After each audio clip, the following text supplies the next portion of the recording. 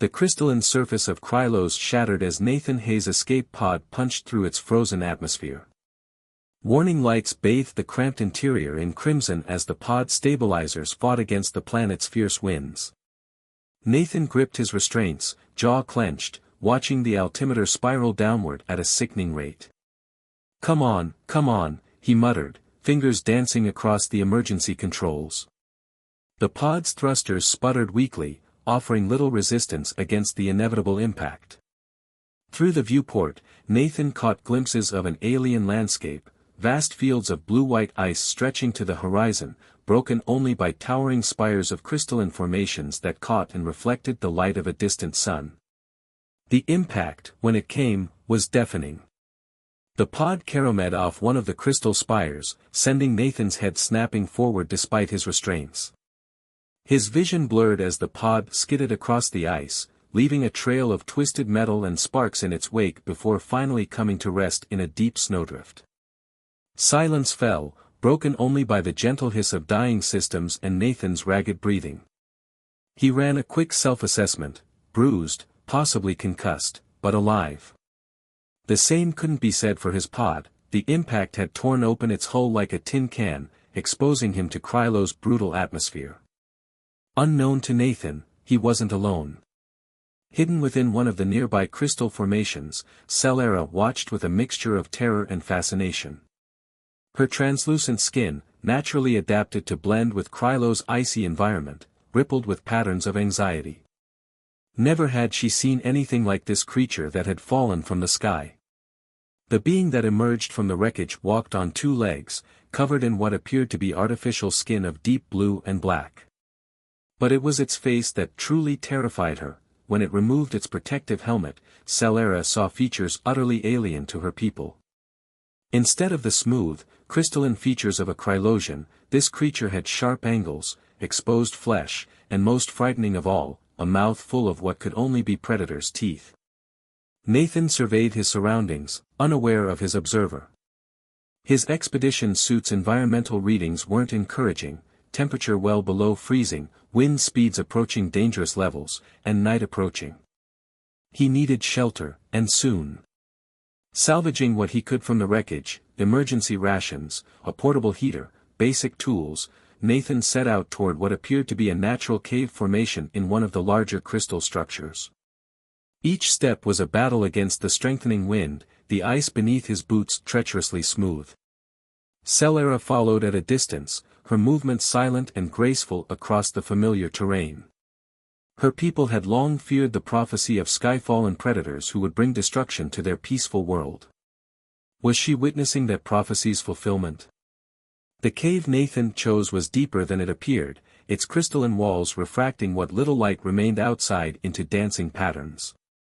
He set up his portable heater, its soft hum echoing off the walls as it fought against the perpetual cold.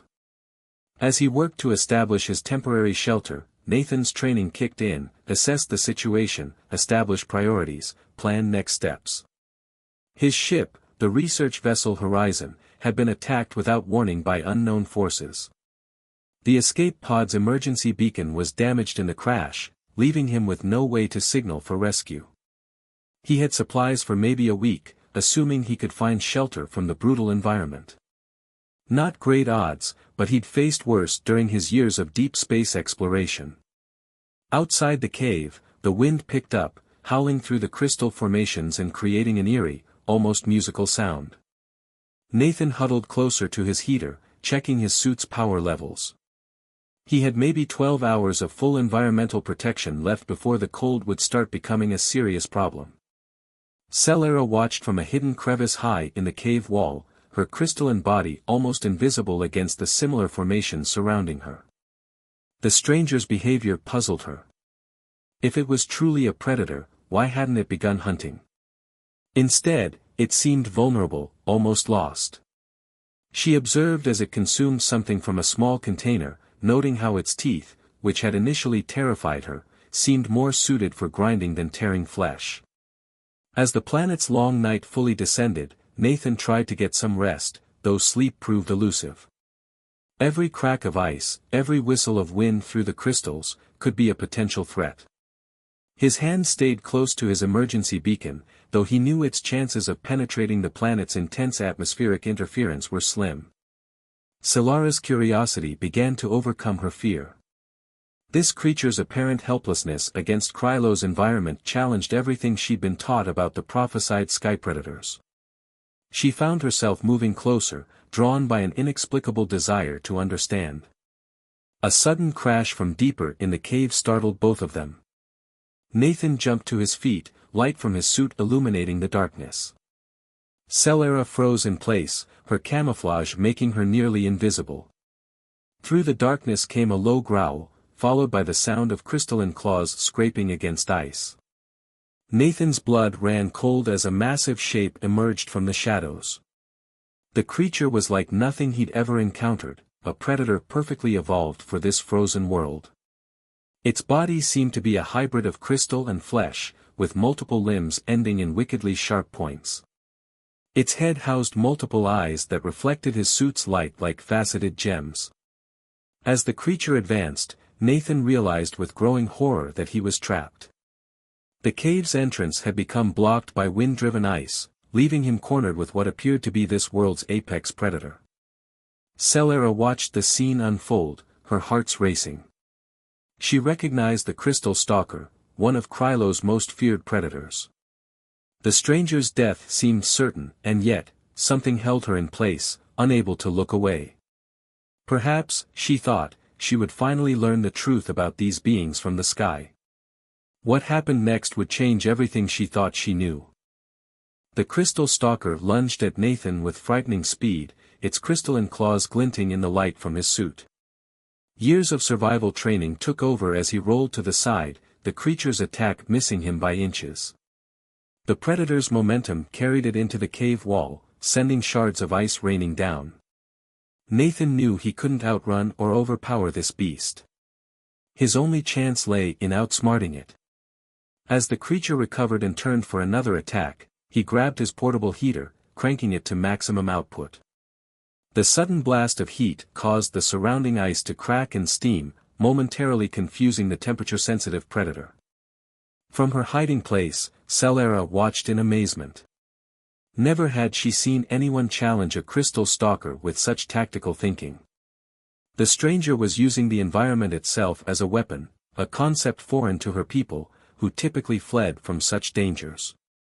The creature roared in frustration as steam clouded its vision. Nathan seized his chance, hurling his light source deep into the cave. The predator's multiple eyes tracked the movement instinctively, giving Nathan precious seconds to scramble toward what appeared to be a narrow fissure in the cave wall.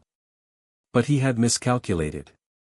The fissure was too small, and the crystal stalker was already turning back toward him. Nathan pressed himself against the icy wall, knowing he had just sealed his fate. The creature approached slowly now, savoring its trapped prey. Solara felt something shift inside her. This sky being had shown intelligence, courage, and resourcefulness, not the mindless aggression she'd been taught to expect. Before she could stop herself, she moved. Nathan stared in disbelief as a form seemed to materialize from the very ice beside him. A creature unlike anything he'd ever seen, its body translucent and flowing like living crystal, placed itself between him and the predator. The newcomer's skin pulsed with patterns of light, and to Nathan's surprise, the crystal stalker hesitated. Solara's bioluminescent warning display was a natural defense mechanism of her people, one that even Krylo's greatest predators had learned to respect. The crystal stalker, faced with a now glowing opponent and confused by the lingering heat, finally backed away and retreated into the depths of the cave. As the immediate danger passed, Nathan and Solara found themselves facing each other, two beings from vastly different worlds trying to make sense of what had just happened. Nathan raised his hands slowly, palms out, hoping the gesture of peace would translate across species. "Thank you," he said softly, knowing she couldn't understand his words but hoping his tone would convey his gratitude. Solara studied him with multifaceted eyes. The stranger's display of peaceful intention confirmed her growing suspicions, this was no mindless predator. She raised her own hand, mimicking his gesture, her skin rippling with curious patterns of light. Their moment of connection was interrupted by a violent tremor that shook the cave.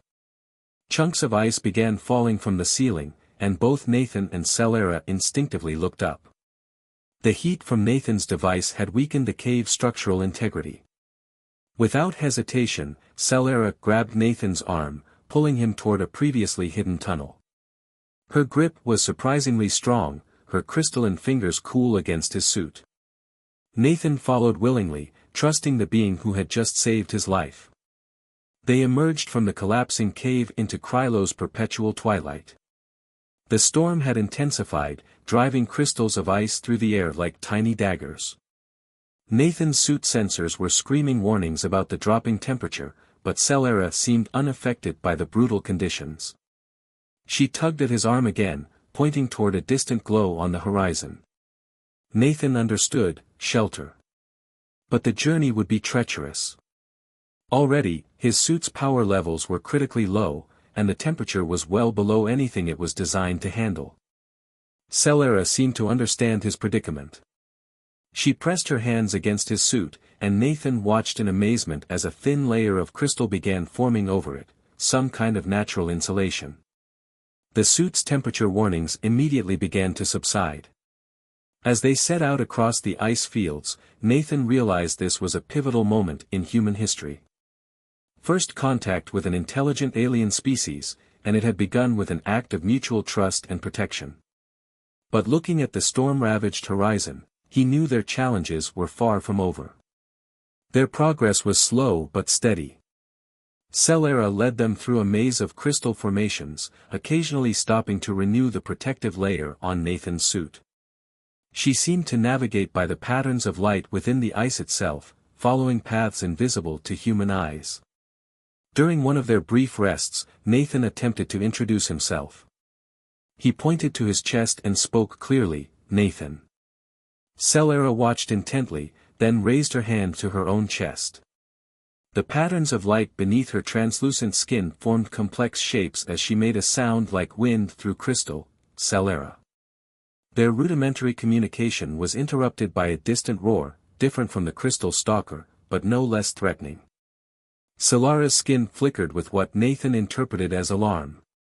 She quickened their pace, leading them toward what appeared to be a massive crystalline structure rising from the ice.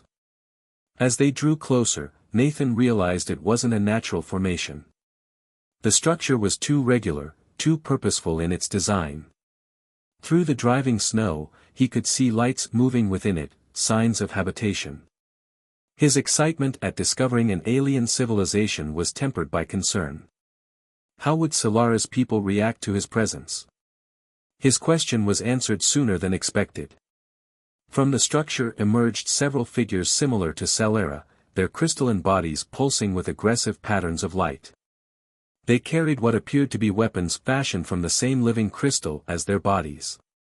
Celera stepped forward, her own skin flashing in what seemed to be an elaborate explanation. Nathan remained still, knowing that his next actions could determine the future of human-Krylosian relations. The armed figures approached cautiously, their weapons lowered but ready. One of them, taller than the others and bearing more complex light patterns, addressed Celera in their musical language. The exchange seemed heated, with Celera's lights pulsing more rapidly as she gestured toward Nathan and then back at the storm-filled horizon. Finally, the tall figure turned to Nathan. Its skin shifted to create patterns that somehow reminded him of his first glimpse of stars through Earth's atmosphere, beautiful but impossibly distant. The figure gestured toward the structure, then back at Nathan. Celera touched his arm gently, nodding toward the entrance. Nathan understood, he was being invited inside, though whether as a guest or prisoner remained to be seen. As they walked toward the structure, he noticed other Krylosians emerging to watch, their skin patterns ranging from fearful to curious. The entrance to the structure sealed behind them, shutting out the howling storm. Nathan found himself in a world of living crystal, where light seemed to flow through the very walls. He had no way of knowing that his arrival would spark changes that would reshape both their worlds forever. The Crystal City, as Nathan came to call it, was both beautiful and bewildering. Corridors shifted and reformed as the Krylosians moved through them, the entire structure seeming to pulse with life. He learned that the tall figure who had granted him entry was Dorix, the city's chief guardian, and that Solara's people called themselves the Lumini. Over the following days, Nathan and Celera developed a rudimentary form of communication. Her quick mind grasped basic human gestures while he began to understand the simpler patterns of their bioluminescent language. Through their exchanges, Nathan learned that his arrival had caused a deep divide among the Lumini. Some, like Celera and a growing number of younger Lumini, saw his presence as an opportunity for growth and learning. Others, led by Thorix's rival Vex, viewed him as a threat to their very way of life. Vex's followers had begun gathering in the lower levels of the city, their skin pulsing with patterns of dissent. One evening, as Nathan sat in his designated chamber studying the crystalline technology the Lumini had shared with him, Celera burst in. Her skin flickered with urgent patterns he had learned to recognize as danger. Through their mixed communication of gestures and lights, she conveyed that Vex supporters were planning to forcibly remove him from the city. Before they could act on this warning, alarms resonated through the crystal walls. The city's outer sensors had detected multiple crystal stalkers approaching, far more than had ever been seen together. Nathan watched as fear rippled through the gathered Lumini in waves of pale light. The timing was too perfect to be coincidence. Nathan suspected Vex had found a way to attract the predators, using the crisis to demonstrate the danger of outside influences. But as he watched the Lumini's defensive preparations, he noticed critical flaws in their approach. Taking a risk, Nathan stepped forward to address Dorix. Through Solara's translation, he explained how the Crystal Stalkers' pack behavior could be turned against them. His experience with Earth's predators, combined with his observations of Krylosian technology, had given him an idea. Dorix hesitated, light patterns shifting between uncertainty and hope. Finally, he nodded, giving Nathan permission to implement his plan. Working quickly with Celera and a team of Lumini engineers, Nathan helped modify their crystalline weapons to emit specific frequencies that would confuse and disorient the stalker's sensory organs. The battle, when it came, was chaotic but decisive. The modified weapons proved incredibly effective, sending the crystal stalkers into confused retreat. Nathan fought alongside the Lumini defenders, his suit's enhanced strength complementing their natural abilities. But in the aftermath of victory, Vex made his move. Standing before the gathered Lumini, his skin blazing with accusatory patterns, he declared that Nathan's presence had brought this attack upon them. The predators, he claimed, were drawn to the wrongness of his very existence on their world. The city erupted into debate, light patterns flashing like silent lightning through the crystalline chambers. Nathan watched helplessly, unable to defend himself in their complex language. But then Celera stepped forward, her skin glowing with a fierce intensity. She spoke of Nathan's courage, his willingness to learn their ways, and how his different perspective had helped save them. Her patterns took on a personal tone as she described their growing connection, a bridge between two vastly different species that suggested something greater was possible. The debate might have continued indefinitely if not for an unexpected development. The city's long-range sensors detected something massive entering Krylo's atmosphere, a ship. Nathan recognized the configuration. Human rescue forces had finally found him. The timing couldn't have been worse. As the ship descended through the storm-filled sky, Vex seized the opportunity. He declared this the beginning of an invasion, proof that Nathan had been merely an advance scout. His supporters began mobilizing, their weapons charged with dangerous energy. Dorix ordered the city sealed, but in the confusion, several of Vex's followers managed to escape into the ice fields, heading toward the approaching human ship. Their intentions were clear: they would attack the rescuers, potentially sparking an interplanetary conflict. Nathan knew he had to make a choice. The human ship would be vulnerable, its crew unprepared for Krylo's environment and its dangers. But pursuing Vex's group meant leaving the relative safety of the city and facing the brutal elements once again. Celera made the decision easier. Without hesitation, she prepared to accompany him, her skin glowing with patterns that needed no translation. Wherever he went, she would follow. Together, they set out into the storm, racing against time to prevent a disastrous first contact between their peoples.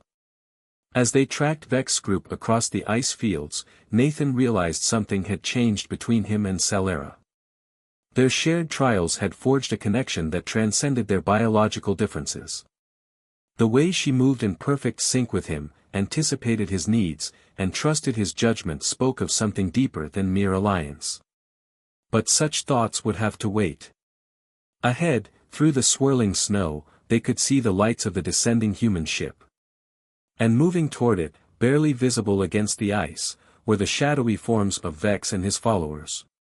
The fate of two worlds now rested on what would happen in the next few moments. The human rescue ship hovered above the ice field, its searchlights cutting through Krylo's perpetual storm. Nathan and Celera raced across the frozen terrain, their movements hampered by increasingly violent winds. Ahead of them, Vex's group had split into two, approaching the ship from different angles. Nathan's suit sensors were picking up familiar radio frequencies, the rescue team attempting to contact him.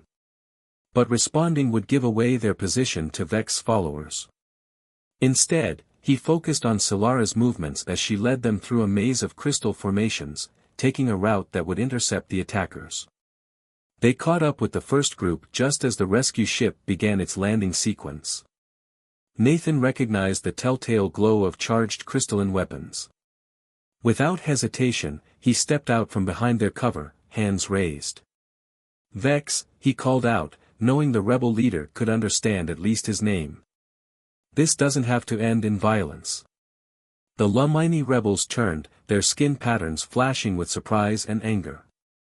Vex himself emerged from the group, his crystalline form seeming to absorb the ship's searchlights rather than reflect them, a sign of his emotional state that Nathan had learned to recognize. Through a complex series of light patterns, Vex demanded their surrender. But Celera stepped forward, her own skin pulsing with a counterargument. Nathan watched the exchange with growing concern, understanding enough to know they were debating not just his fate, but the future of human-Lumini relations. The debate was interrupted by the sound of the rescue ship's landing gear touching down on the ice. The second group of rebels had nearly reached it. Nathan knew he had moments to prevent disaster. That's when he noticed something in the ice beneath their feet, subtle patterns of light that seemed to respond to the Lumini's presence. An idea formed, dangerous but potentially their only chance. Nathan turned to Celera, gesturing urgently at the ice, then at her hands. Her multifaceted eyes widened with understanding. The Lumini shared a deep connection with their crystalline environment, one that humans could barely comprehend but that might now save them all. Celera pressed her hands to the ice, her skin beginning to pulse with complex patterns. Other Lumini, even some of Vex's followers, found themselves instinctively responding to her call.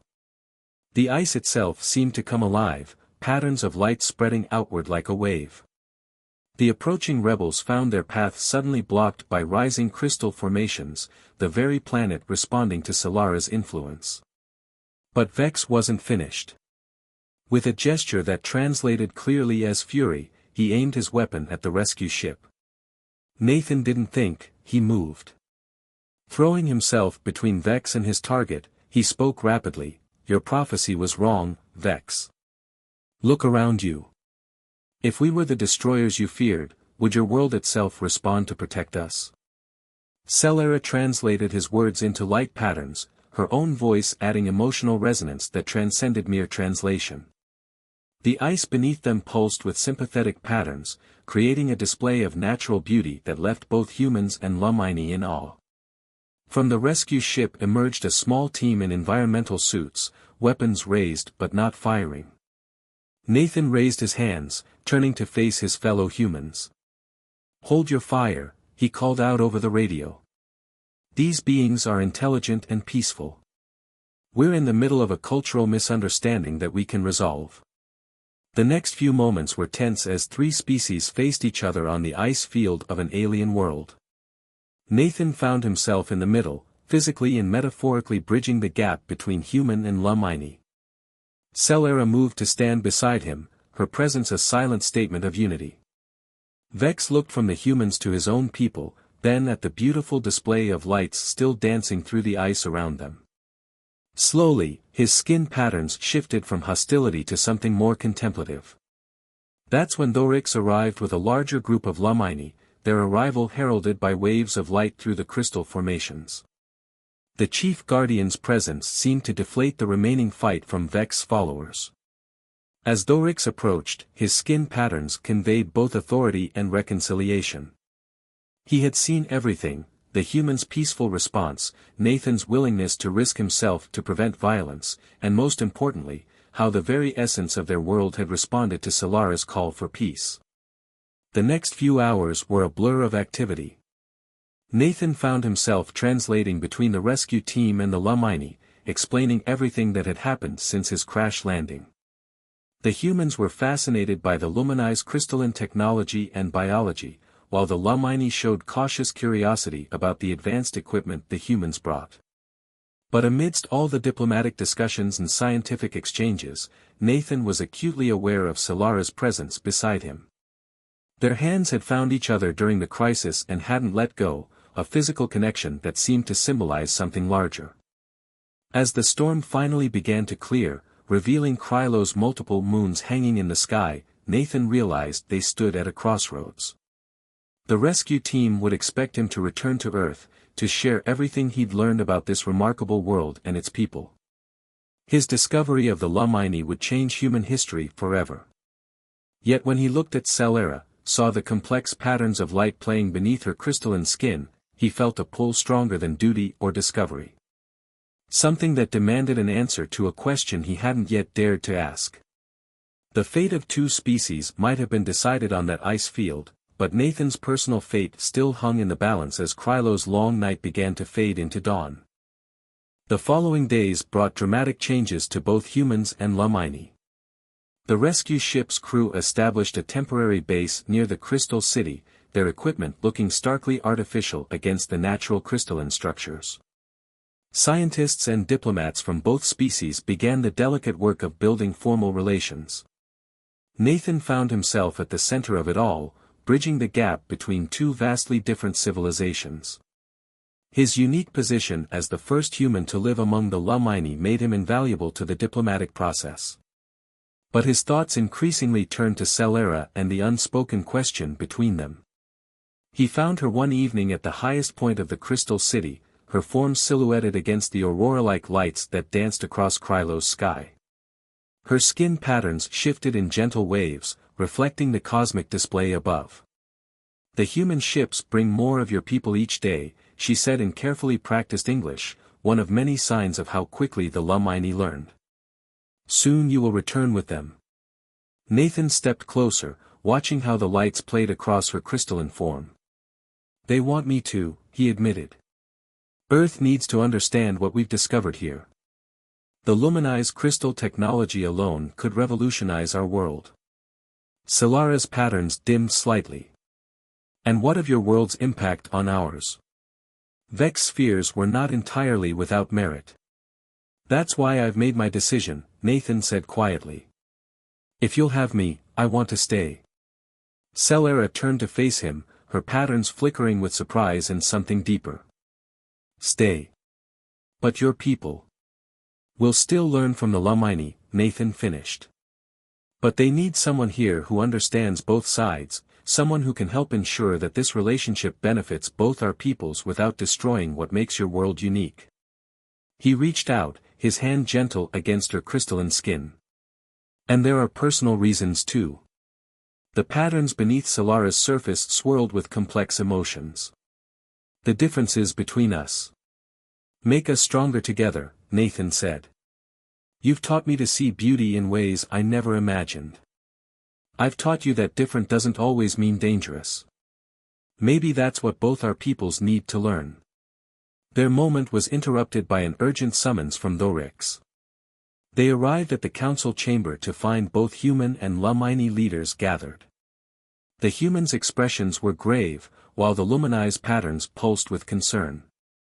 The long-range sensors had detected something massive approaching Krylos, the same unknown forces that had attacked Nathan's original ship. This time, they were coming in force. The next hours were a flurry of activity. The humans offered their advanced weapons and shields, while the Lumini prepared their crystalline defenses. But Nathan, watching the preparations, realized they were thinking too separately. "We need to combine our strengths," he announced to the gathered leaders. The Lumini's connection to crystal technology and the humans' advanced systems, together they could be something entirely new. Celera stepped forward, her patterns brightening with inspiration. "The ice fields themselves could become our defense," she said. "If we channel your energy systems through our crystal networks." The plan came together quickly. Human engineers worked alongside Lumini crystal shapers, creating a hybrid defense system unlike anything either species had imagined. Nathan and Celera moved between the groups, their deep understanding of both cultures proving invaluable. When the unknown forces arrived, they found not two separate species, but a unified front. Crystal formations amplified human energy weapons, while Lumini controllers used human targeting systems to coordinate their defense. The battle was brief but decisive. The attackers, facing resistance they hadn't expected, retreated into deep space. In the aftermath, both humans and Lumini realized they had achieved something remarkable. The victory had proven that their differences could be a source of strength rather than division. Even Vex, watching the celebration from the sidelines, showed patterns of grudging acceptance. Thorix approached Nathan and Celera as the celebrations wound down. His patterns spoke of wisdom and approval as he addressed them both. "Perhaps," he said through the now refined translation systems, "this is what the ancient prophecies truly meant. Not an ending through destruction, but a new beginning through unity." Nathan looked at Celera, seeing his own hope reflected in her crystalline features. "Unity takes many forms," he said carefully. Thorix's patterns shifted to something like amusement. "Indeed. Which is why the Council has approved your request to establish a permanent human Lumini cultural exchange program. With you two as its first official representatives, of course." Celera's patterns burst into joyful colors, a display so bright it reflected off the crystal walls. Nathan felt his own heart soaring as he reached for her hand. Their fingers intertwined, human warmth meeting crystalline cool in perfect harmony. As Krylo's moons rose over the ice fields, casting rainbow lights through the crystal city, Nathan realized that his crash landing had led to something far more meaningful than first contact. It had shown that love, understanding, and unity could flourish in the most unexpected places, bridging gaps between worlds and hearts alike. The frightened Lumini who had once hidden from a perceived predator now stood beside him as an equal, a partner, and more.